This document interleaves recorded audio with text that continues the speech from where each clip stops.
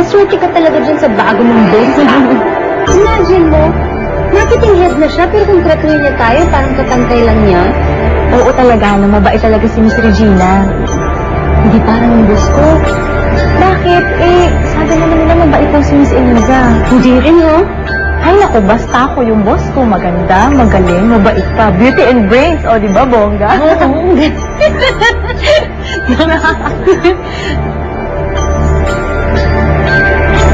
Okay ka lang?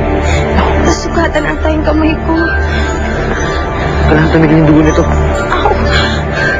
Ako. Sa doktor tayo, para matahingin. Tara. Guys, Rico, kuha muna kayong donut. Huwag lang mag-iisip ko, Alright, you're welcome. Yo,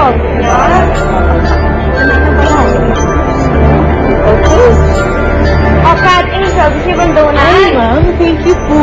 Naku, ma'am, kung araw-araw ganito kayo, naku, mananaba kami. Oo nga, Naku, ma. hindi niyo lang alam, suhol ko to para galingan niyo yung trabaho niyo. At kahit naman po walang soul, ma'am, pinagbubutihan po namin yung trabaho namin. Correct. Pero pag may soul, mas lalo namin pagbubutihan ang trabaho namin. Siyempre, okay. Oh, ikaw, gusto mo donut? Hi, sir. Hi, sir. Donut po. Ba, Sir, kain. sinong may birthday? Mukhang nagkakatuwaan kayo. Wala po. Junit ko lang yung mga office mates ko. Donut? No, I'm fine. Dumaan lang ako para i-check kung ready na yung marketing proposal mo. Of course, it's actually here. Nasaan yung report na pinapabigay ko sa'yo kahapon? Nabigay mo ba? Ay, ma'am, hindi po eh.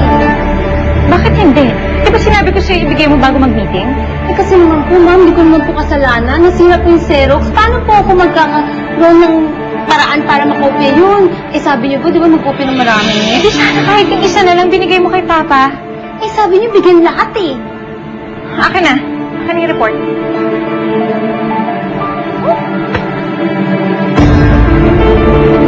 Hi, come in.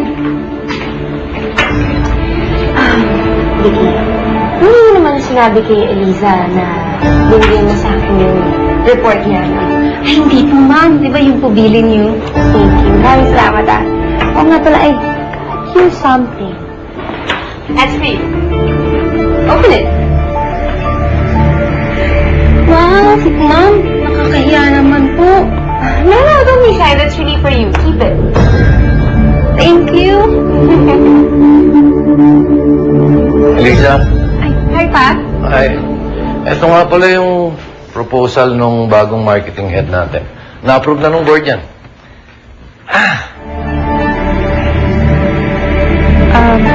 Pa? Yeah. Parehong-pareho to ng proposal na sinabit ko kahapon, ha? Hmm?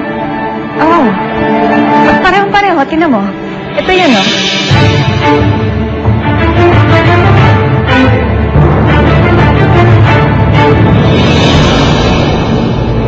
May kasabihan, ha? Yan si Elisa is exactly what they say. Alam mo, ano? Ang isang pangal, padaming taka. Ay, Elisa, Manny June, si Michael po.